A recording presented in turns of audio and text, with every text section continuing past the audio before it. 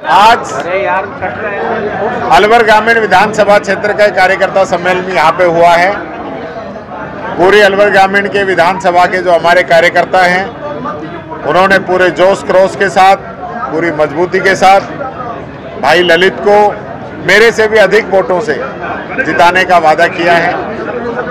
और मैं ये कहना चाहूँगा, भाई ललित यादव जी 27 तारीख को अपना नामांकन दाखिल करेंगे।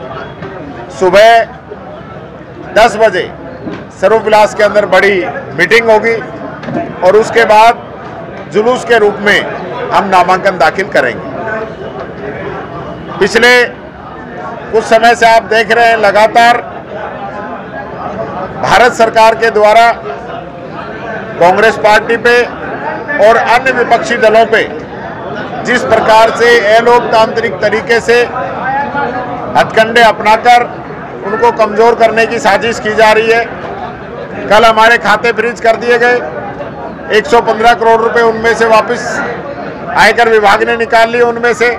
ऐसा कभी नहीं हुआ हो कि चलते चुनाव के अंदर आप किसी नेशनल पार्टी का अकाउंट आपने सीज कर दिया।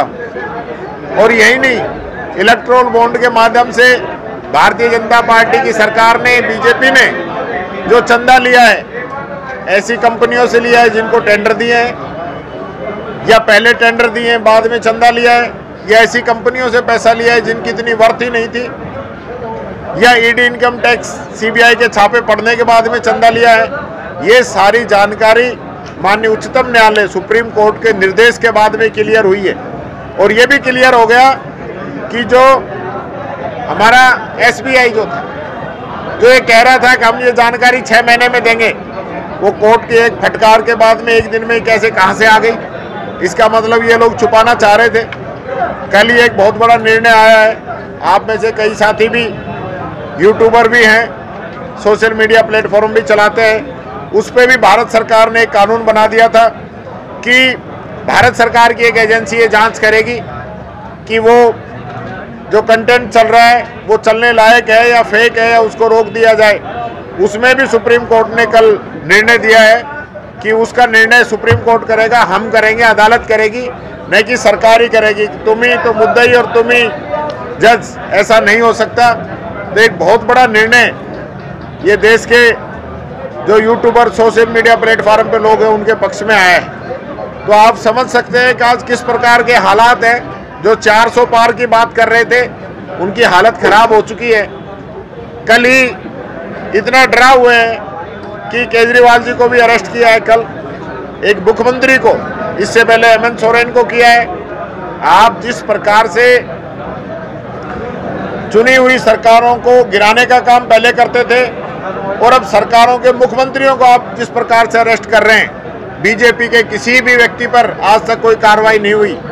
कुलभूषण सिंह इनका सांसद, जिस पे हमारी महिला पहलवान बच्चियों ने यौन शोषण के आरोप लगाए, उनके ऊपर कोई कार्रवाई नहीं हुई, बल्कि उन बच्चियों को ही बुरी तरह दिल्ली पुलिस के द्वारा जो अत्याचार किया गया, किसी से छुपा हुआ नहीं है। इनकी सरकार का मंत्री, उसका बेटा किसानों को ट्रैक्टरों से रौंद देता है, उस मंत्री पे कोई कार्रवाई नहीं।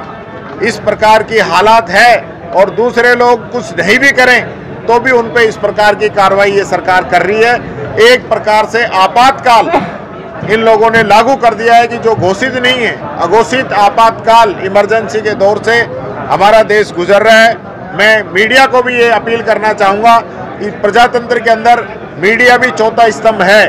मीडिया इन चीज़ों को दिखाए, पब्लिक के बीच में लेके जाए, मुद्दा बनाए, और आम व्यक्ति तक ये बात पहुँचे कि भारतीय जनता पार्टी, नरेंद्र मोदी जी किस प्रकार से दूसरे दलों को दबाना चाहते हैं। और इस चुनाव के अंदर वो समझ में आ गई है कि देश के अंदर अब वो माहौल नहीं है। जनता सब जान चुकी है कि जो जो गारंटियां दी थी, वो गारंटी सब फेल हो गई।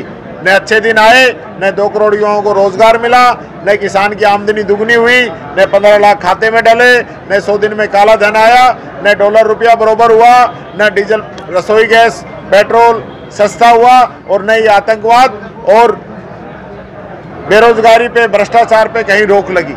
ये हालत आज देश के अंदर है। इसलिए मेरा आपसे आग्रह है कि मीडिया इन चीजों को जनता के बीच में लेके जाए। आपके खाते फ्रीज कर दिए गए हैं, तो फिर आप चुनाव कैसे लड़ेंगे? जनता लड़ाएगी। ये एक बड़ा सवाल है कि भारतीय जनता पार्टी तो जिस प्रकार से ये सारे षड्यंत्र अपना रही है, वो यही चाहती है कि जो मुख्य विपक्षी दल है उसके खाते फ्रीज करके और उसको चुनाव लड़ने से रोका जाए ताकि वो प्रचार प्रसार नहीं कर सके। लेकिन मैं ये कहना चाहूँगा, अब भी कांग्रेस के कार्यकर्ताओं ने, इस देश की जनता ने डोनेट फॉर न्याय यात्रा और डोनेट फॉर देश के अंदर लाखों करोड़ों रुपए जो चंदा दिया था, वो पैसा भी इन लोगों ने फ्रीज किया है। तो वो वापस हमारा कार्यकर्ता, इस देश की जनता हमारी मदद करेगी। आपके सांसद, पूर्व सांसद, आपके जिला पुलिस आपके द्वारा बनाए गए, वो आपको छोड़ के भागे, कांग्रेस को छोड़ के भागे, तो इससे डैमेज कंट्रोल किस तरह से करेंगे? आप खुद ही कह रहे हो कि हमारे द्वारा बनाए गए हैं। कांग्रेस ने ही तो बनाया था। हाँ, तो बस तो बनाया, वही बात मैं कह रहा हूँ, वही बात मैं कह रहा हूँ। कांग्रेस ने उनको बनाया था, नहीं कि उनने कांग्रेस को बनाई है। आज कांग्रेस का कार्यकर्ता मजबूत है, इनके जाने से कोई फर्क पड़ने वाला नहीं है। और वही राज का इलाका, जिस इलाके ने पूर्व सांसद को जितनी मदद की, विधायक बनाया, सांसद बनाया, आज उसी क्षेत्र का एक नौजवान बच्चा अगर आगे आता है तो उनको आशीर्वाद देना चाहिए था। आज जो इज्जत, जो मान सम्मान पूरे अलवर जिले ने डॉक्टर साहब का किया है, ऐसे समय में उनको नहीं जाना चाहिए था। कांग्रेस ने बहुत कुछ दिया है उनको, आज कांग्रेस को कुछ देने का समय था। कितनी टिकटें उनको दी, सांसद की भी दी, विधायकी की भी दी, और आज एक टिकट नहीं मिली तो पार्टी बुरी हो गई, हम सब लोग बुरे हो गए। ये बात सोचने वाली है कि आज एक राष्ट्र क्षेत्र का एक नौजवान युवा जो वहाँ किसानों की लड़ाई लड़ता है, जो लोकल लोगों को रोजगार नहीं मिल रहा फैक्ट्रियों में, उसकी लड़ाई लड़ता है, अगर उस युवा को कांग्रेस टिकट देती है तो इन लोगों का ऐतराज होता है। डॉक्टर करण सिंह के कांग्रेस छोड़ने से कांग्रेस को कितना नुकसान होगा? देखिए, समय बताएगा, कोई नुकसान नहीं है। जनता चाहती है कि हमारे यहाँ का लोकल जो लड़का है, जो युवा है, जो हमारी बात के लिए लड़ाई लड़ता है, उसका साथ दिया जाए। पता चल जाएगा, समय बता देगा। कैलाश उज्जवल कांग्रेस में आ गए, क्या उनको कोटा से टिकट मिलने वाला है? ये आला कमान का निर्णय है, उन्होंने टिकट मांगा है, निर्णय आला कमान को करना है। मिल भी सकता है, ये नहीं भी मिल सकता है। प्रेस कॉन्फ्रेंस करी है, इनका समर्थन करा है। यादव जी का भूपेंद्र जी को भी समर्थन रहेगा कि इनको ही रहेगा? क्योंकि यादव में भी काफी खेमे, काफी गुट बने हुए हैं। देखिए, गुट बनना एक अलग बात है। हर प्रकार की संस्थाएं समाज के अंदर, समाजों की कई विचारधारा हो सकती है, लेकिन मैं एक बात कहना चाहूँगा, यादव समाज का एक बहुत बड़ा दुख था कि अहीर रेजिमेंट की ये डिमांड बहुत समय से करते आ रहे थे। मैंने खुद भी राजनाथ सिंह जी को लेटर लिखा था और उन्होंने जवाब में मना कर दिया कि हमारा कोई विचार नहीं है। इसी रेजिमेंट की मांग को लेकर ये पूरा यादव समाज माननीय मंत्री जी के पास गया था, खून से लिखा हुआ खत लेके गए थे। वो खत भी पाड़ दिया और ये कहा कि कौन सा फर्क पड़ता है, इस नौकरी में नहीं जाओगे तो और बहुत सी नौकरियां हैं, वो कर लो। आज यादव समाज का सबसे ज्यादा युवा आज सेना के अंदर है। सबसे ज्यादा शहीद अगर हुए हैं तो इस राठ क्षेत्र के अलवर जिले के हुए, और आज उनको अग्निवीर जैसी सौगात आप दे रहे हो। अही रेजिमेंट की जो डिमांड इसलिए तो कर रहे थे कि इस इलाके के लोग सबसे ज्यादा सेना के अंदर है तो रेजिमेंट बननी चाहिए, उसमें इन लोगों ने कोई मदद नहीं की। भारत ने उसका समर्थन करते हो आप? लोग केवल वो यादव पे जीतने की बात कर रहा है, क्या एक जाति से जीत जाएंगे? देखिए, एक जाति से कोई नहीं जीतता। उसको क्यों सपोर्ट कर रहे हैं आप? हम उसको सपोर्ट नहीं कर रहे हैं, उसकी उस बात को सपोर्ट कर रहे हैं जो अही रेजिमेंट के लिए कही गई है। वो भी हमारा एक मुद्दा है कि अही रेजिमेंट के लिए भूपेंद्र यादव जी ने कोई मदद नहीं की। सर, जैसा अभी आपने कहा कि जनता चुनाव लड़ाएगी, हमारे खाते फ्रीज कर दिए गए हैं, तो क्या चुनाव का खर्चा भी जनता को वहन करना पड़ेगा? वो तो जूली जी ने हाँ भरी है अलवर की। तो जनता जो है, हम तो आपके भी आपको एडवेट लगाएंगे तो हमारी जनता पैसा देगी तो आपको भी हम चुकाया करेंगे, क्योंकि अभी तो हालत यही है। ईडी को पता लग गया एड्रेस का तो फिर दिक्कत नहीं आ सकती है। देखिए, ईडी इनकम टैक्स जो भी आए, यहाँ तो खुला काम है, सब लोग सामने, हमें कोई डर नहीं है। और हमने तो तय भी कर रखा है, हमें तो डर एक ही है, ईडी आ जाए पता चलेगा कि जूली के पास तो कुछ भी नहीं है, तो वो बड़ी स्थिति हो जाए। कांग्रेस अलवर में स्थानीय और बाहरी के मुद्दे पर चुनाव लड़ेगी या कोई जनता से रिलेटेड मुद्दा भी है आपके पास? देखिए, मेरी बात सुनिए, सारे मुद्दे हमारे सामने हैं। बाहरी पे वो आ जाए और लोकल पे आ जाए, हमारा जवान तैयार है। विकास पे आ जाए, भंवर जितेंद्र सिंह जी के 5 साल के काम और 10 साल के बीजेपी के काम गिना नहीं सकते, तुलना नहीं कर सकते। 100 के मुकाबले 1 की रेशो है। पिछले 5 साल में राजस्थान की गहलोत सरकार के काम और उससे पहले वसुंधरा राजे सरकार के काम वो जनता के सामने हैं। आज हम लोगों ने गरीबों के लिए चिरंजीवी योजना हम लेके आए, ओपीएस हम लेके आए, ऐसी योजनाएं गरीबों को, खाद्य सुरक्षा किट हमने दिए ताकि आम व्यक्ति को लाभ मिल सके। जब दिल्ली के अंदर थे RTI, RTE, MNREGA, food security act जैसे कानून हमने बनाए जिनका फायदा आज देश को मिल रहा है। ये बताए तो सही। इतना काम करा उसके बावजूद भी विधानसभा चुनाव में जो परिणाम आया कांग्रेस को देखना पड़ा। आपको लग रहा है कि जनता ने जब भी नकार दिया था इतना बेहतर काम? देखिए, जनता ने नहीं नकारा है। इस चुनाव के अलग कारण थे, आला कमान को हमने बता दिया है, जनता ने नहीं नकारा है। हमारा वोट ऑफ परसेंटेज पहले जितना ही रहा है, 16 लाख वोट हमारे बढ़े हैं। बीजेपी का वोट कुछ बढ़ा है जिसकी वजह से आज वो सत्ता के अंदर आ गए, लेकिन हमें नहीं नकारा। आज भी 70+ विधायक कांग्रेस पार्टी के हैं। कुछ कमियां रही हमारे अंदर थी जिसकी वजह से आज हम सत्ता से बाहर हैं। कुछ भी नहीं रहेगा।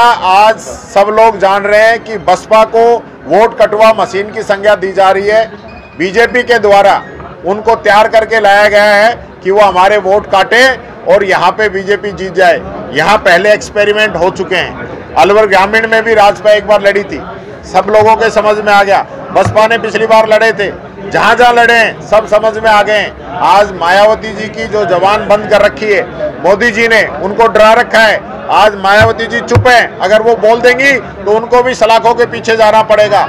हर जगह बसपा की टिकटें बीजेपी बांट रही है। जहां कांग्रेस को नुकसान होता है उन लोगों को बीजेपी टिकट दे रही है। इस लोकसभा में नहीं, पिछले विधानसभा चुनाव का भी आप रिकॉर्ड देखेंगे तो आपको ये सब पता चल जाएगा। आप ये कह रहे हैं कि अगर जितेंद्र सिंह जब सांसद थे तो अलवर में विकास करवाया, फिर वो चुनाव क्यों नहीं लड़ते? अगर उन्होंने विकास करवाया तो फिर वो क्यों चुनाव नहीं लड़ रहे हैं? देखिए, आज भंवर जितेंद्र सिंह जी AICC के जनरल सेक्रेटरी हैं। मध्य प्रदेश और आसाम की उनके पास जिम्मेदारी है। उन दोनों स्टेट के अंदर भी उनको चुनाव लड़ाना है। आलाकमान नहीं चाहता था कि वो यहाँ से लड़े, उनकी जिम्मेदारी है कि वो दोनों जगह पे चुनाव लड़ाएं। आज वहाँ पे 14 और 29 सीटें हैं दोनों स्टेट के अंदर, बड़ी जिम्मेदारी है। अभी टिकटों का अभी तक चयन नहीं हुआ है। मैं कल ही बात कर रहा था, वो आसाम जाके हैं, सुबह गए शाम को आए। कल CC थी, उससे पहले 2 दिन पहले हम दिल्ली में ही थे, लगातार साथ थे। अभी 2 दिन मध्य प्रदेश आएंगे। उड़ीसा के थे, जब क्यों लड़ा? उड़ीसा में कम सीटें थी, आज 2 स्टेट है, बड़े स्टेट है, ज्यादा सीटें हैं। सब में एक सीट। जूली जी कितना कॉन्फिडेंट है कि कितनी सीटें इस बार कांग्रेस को? देखिए, राजस्थान के अंदर मैं कहना चाहूंगा, मीडिया को बताना चाहूंगा, बीजेपी से ज्यादा सीटें हम राजस्थान के अंदर जीतेंगे। 5 विधानसभा सीटों में आपकी जीत या है ऑलरेडी, तो फिर मुकाबला है या फिर डर है हार जीत का? कोई डर नहीं है, कोई डर नहीं है, 1% भी डर नहीं है। डर वो लोग रहे हैं इसलिए इधर उधर करते घूम रहे हैं, इनको मिला लो, उनको मिला लो, इनको तोड़ लो, इनको। मैं ये देख रहा था, पहली बार ऐसा हुआ है कि कई लोग बस्तीराम जी विधानसभा चुनाव में ही चले गए थे। एक और मैं वहां से देख रहा था किशनगढ़ बास के, वो पिछली बार चले गए थे। उन लोगों को वापस ज्वाइनिंग करा रहे हैं, यानी जिन लोगों ने 3 महीने पहले बीजेपी ज्वाइन की थी उनको दोबारा रिज्वाइनिंग करा रहे हैं। थाना गाजी के कैंडिडेट के रूप में मैं देख रहा था निर्दलीय प्रत्याशी की ज्वाइनिंग, आप वोट देखें उसके, नरेश शर्मा के 250 वोट है, उसकी ज्वाइनिंग करा रहे, इतनी लिस्ट में नाम दे रहे हैं। तो इसलिए मैं ये कहना चाहूंगा, ये लोग डरे हुए हैं, चुनाव ये हार रहे हैं, बौखलाए हुए हैं, इसलिए इस प्रकार का प्रचार कर रहे हैं। कांग्रेस से जो बाहर रहे बलजीत यादव ने मिलेगी, कांग्रेस जो विधानसभा चुनाव में बागी रहे या पार्टी छोड़ के गए, उनको कांग्रेस अगर दोबारा आएंगे तो भी नहीं लेगी। वो हमारी कमेटी है, वो कमेटी निर्णय करेगी। पुराने जो लोग आना चाहते हैं, अभी लिए हमने, कल ही सुनील परिहार जी को लिया है जिनने 30,000 से अधिक वोट लिए थे, फतेह खान जी को लिया है, उन्होंने 40,000 से ज्यादा वोट लिए थे। कमेटी ये निर्णय करके वापस मिला है। नरेश मीणा को लिया है, उन्होंने भी 40,000 के आसपास वोट लिए थे। पिछली बार बहरोड से विधायक प्रयास जारी है। बहरोड से विधायक रहे बलजीत यादव ने पिछली बार आपकी सरकार का समर्थन किया था, क्या आपकी बार लोकसभा चुनाव में वो आपके साथ हैं? देखिए, मैं बता रहा हूँ, एक कमेटी है हमारी, वो कमेटी लगातार सब लोगों से संपर्क में है, सभी जगह पे जिस प्रकार की परिस्थितियां बनेंगी वो निर्णय करेगी। संदीप यादव का तो दावा हुआ, संदीप यादव हमारे साथ है, संदीप यादव अभी नजर नहीं आ रहे, दिख नहीं रहे सर संदीप यादव। नहीं, वो बाहर एक धार्मिक पारिवारिक यात्रा पे गए थे और मैं समझता हूँ कल वो आ जाएंगे। और 23 से आपने प्रेस कॉन्फ्रेंस करी थी, वो भी उस दिन जब आपने कहा था और साहब ने भी करण सिंह जी से बात हो गई है, करण सिंह जी तैयार हैं, वो तैयार है, 1 घंटे बाद ही करण सिंह जी चले गए, तो सच कौन था? देखिए, सच तो भंवर जितेंद्र सिंह जी थे। सुनिए, भंवर जितेंद्र सिंह जी की, भारद्वाज जी, भंवर जितेंद्र सिंह जी की जो बात हुई उसमें उन्होंने मदद करने की बात कही थी। खुद ललित यादव जी की बात हुई, इनको मदद करने की कही थी। उसके बाद में 1-2 लोग हैं बहरोड़ के अंदर जो उनको ज़्यादा वो करते हैं, उन लोगों ने उनसे ये जो पूरा जो है ना, वो कहते हैं कि चलते पैर तोड़ाई जो होती है ना, वो काम करा दिया। पूरा जीवन इतना अच्छा कांग्रेस में खूब पदों पे रहे और एक टिकट नहीं मिली तो वो वापस चले गए। आप मदद कैसे करेंगे, हराने में या जिताने में? आएंगे कांग्रेस में, क्यों नहीं आएंगे?